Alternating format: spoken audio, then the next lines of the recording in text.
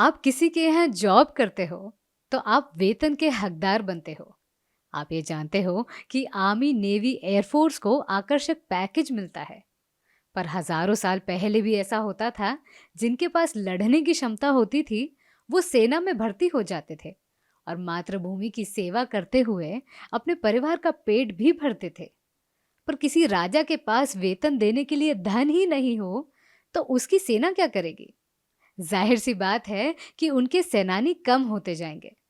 हमारे अपने छत्रपति शिवाजी महाराज को भी सैनिकों को वेतन देना पड़ता था। स्वराज्य निर्माण के 10-15 साल तक महाराज को बहुत संघर्ष करना पड़ा था। पर 17वीं सदी के 5वें दशक के दौरान महाराज को वेतन चुकाने के लिए कर्जा लेने की भी नौबत आई थी। क्या है वो किस्सा? नमस्कार दोस्तों, मैं हूं आपकी आरजे अनामिका और स्वागत है आपका the history TV Maratha empire इस चैनल में, जहां हम मराठा एम्पायर से जुड़े किस्सों को आपसे साझा करते हैं।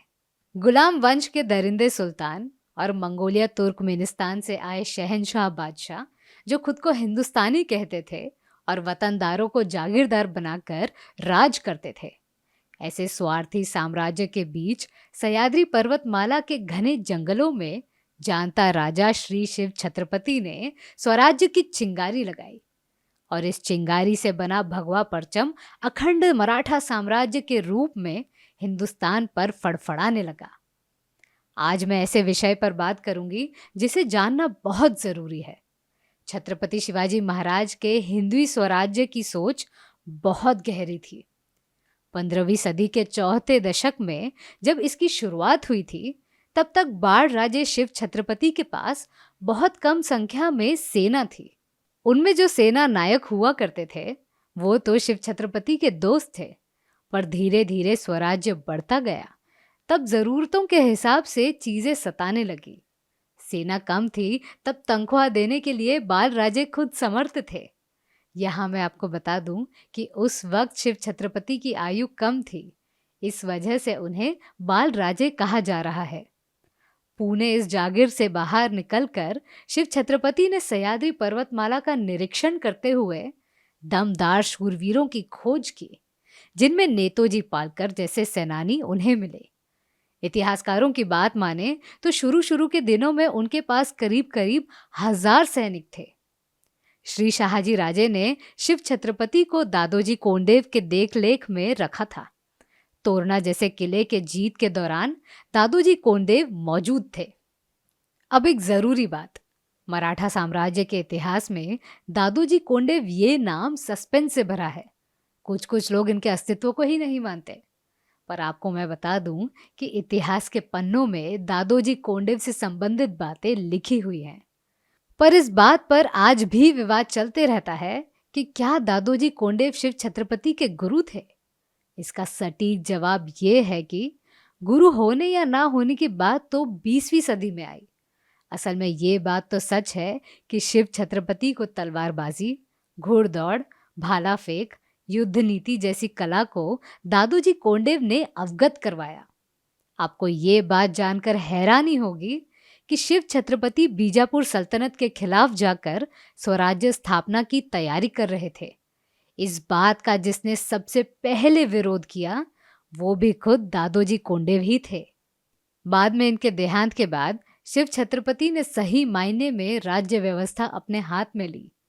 जिस वक्त सेना कम थी तब शिव छत्रपति को कोई दिक्कत नहीं आई, पर मावल प्रांत के कुछ गांव को हस्तगत करने के बाद उन्होंने कल्याण भिवांडी और कोंकण की तरफ रुख किया। तब उन्हें ये परेशानी सताने लगी कि आने वाले नए सैनिकों की तनख्वाह कैसे अदा की जाए।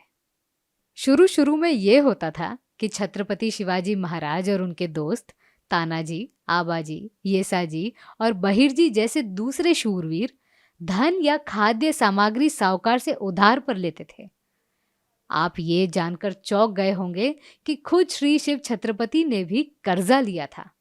असल में होता ये था कि एक किला काबू करने के बाद उस पर रहने योग्य परिस्थितियां बनानी पड़ती थी। इंतजाम ऐसे करना पड़ता था कि सेना को बिना मतलब किले से बाहर निकलना ना पड़े। खासकर हिल फोर्ट के लिए इंतजाम करना पड़ता था, क्योंकि हिल फोर्ट से दूर दूर तक निगरानी रखी जाती थी। अब महाराज को एक और परेशानी का सामना करना पड़ा कि कुछ साहूकार उधारी देने से मना कर देते थे और कुछ गांव के लोग भी महाराज को ज्यादा सपोर्ट नहीं करते थे, क्योंकि अभी तक ऐसा कुछ हुआ नहीं था जिससे महाराज आम नागरिकों का भरोसा जीत पाए। और ये परेशानी सिर्फ मावल प्रांत के बाहर होती थी। सेना की पगार और खाने पीने का इंतजाम करने का उनके पास अब एक आखिरी रास्ता बचा था। मावल प्रांत से जुड़ा हुआ एक इलाका मुगल और बीजापुर सरदार के पास था। कल्याण ठाणे का बंदरगाह बाहरी देश को मुगल साम्राज्य से जोड़ने का काम करता था।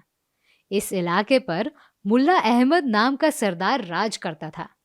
किसी दिन छत्रपति शिवाजी महाराज को खबर मिली कि ये मुल्ला अहमद बड़े पैमाने का खजाना बीजापुर लेकर जाने वाला है, और उन्हें ये भी पता चला कि खजाने को सुरक्षित रखने के लिए मुल्ला अहमद ने कोई इंतजाम नहीं किया है। इसके बाद मौका देखकर छत्रपति शिवाजी महाराज के आज्ञा से येसाजी कंक और तानाजी मालुसरे ने उस खजाने को बड़े आसानी से हस्तगत कर लिया, पर दुर्भाग्य से महाराज के 5-6 मावड़े मारे गए। खजाने के बदौलत महाराज की परेशानी मिट गई। मावलों की कुर्बानी व्यर्थ ना जाए, इसको देखते हुए महाराज ने उनके घर की जिम्मेदारी ली और साथ ही शौर्य दिखाने वाले मावलों को भी उचित इनाम दिया। नौजवान राजा की इस बात से दूसरे सैनिक बड़े खुश हुए। दरियादिली नीति की बात दूसरे जागीरदारों में भी फैलने लगी। इस कारण से उन्हें भी लगने लगा कि काश वे भी छत्रपति शिवाजी महाराज के अंतर्गत होते। कल्याण से आया खजाना इतना ज्यादा था कि मावलों का वेतन और नए किलों का निर्माण का कार्य संपन्न होने लगा। एक वीडियो में हमने बताया कि गलती से आबाजी सोनदेव नामक सरदार ने मुल्ला अहमद की बहू को कैद करके महाराज के सामने लाया था। उस वक्त ये हुआ था कि खजाना लाने के बाद मुल्ला अहमद जवाबी हमला करने वाला था। उसे रोकने के लिए महाराज ने 300 मावलों के साथ आबाजी सोनदेव को भेजा। आबाजी ने वीरतापूर्वक अहमद को हरा दिया और उस प्रांत से बीजापुर और मुगल पटाखा हटा दिया। कल्याण भिवंडी के लिए मुगल साम्राज्य के बाजू से निजाम और बीजापुर सल्तनत में समझौता हुआ। मुल्ला अहमद को हराने के बाद छत्रपति शिवाजी महाराज ने आबाजी सोनदेव को ही कल्याण भिवंडी और ठाणे का सूबेदार बनाया। आपको जानकर हैरानी होगी कि मराठा नेवी का गठन करने में आबाजी का भी बड़ा योगदान है। मराठाओं के पास खुद की नेवी होनी चाहिए, ये बात सबसे पहले आबाजी सोनदेव के दिमाग में आई थी। इस किस्से के बाद महाराज को साहूकारों से कर्जा लेने की नौबत आई नहीं, क्योंकि उनके प्रांत से अच्छा रेवेन्यू कलेक्शन होने लगा। इसी कलेक्शन के कारण सभी मावलों का वेतन होता था।